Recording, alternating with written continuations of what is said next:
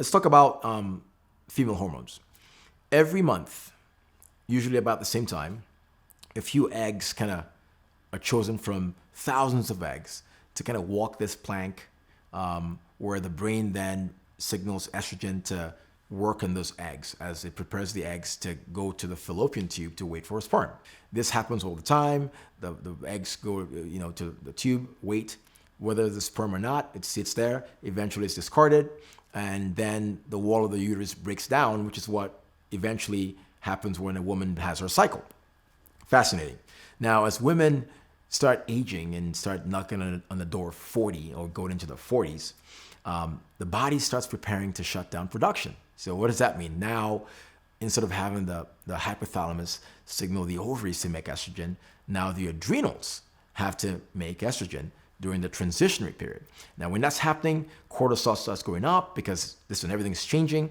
Cortisol goes up. It affects progesterone. And progesterone is like the sidekick for estrogen because progesterone helps tame estrogen.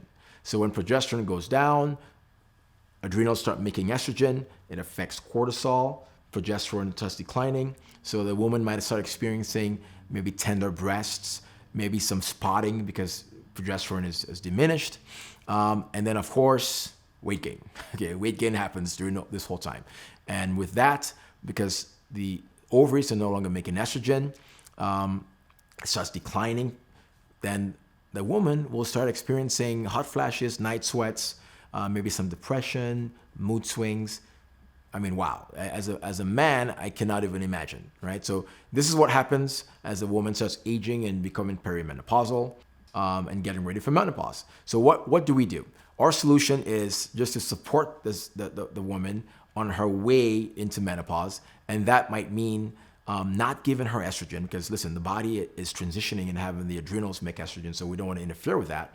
But maybe increase progesterone levels, and if testosterone is declining, possibly also give them testosterone, maybe.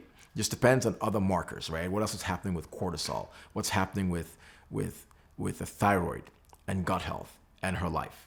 All those things are taken into consideration before we start a hormone replacement program.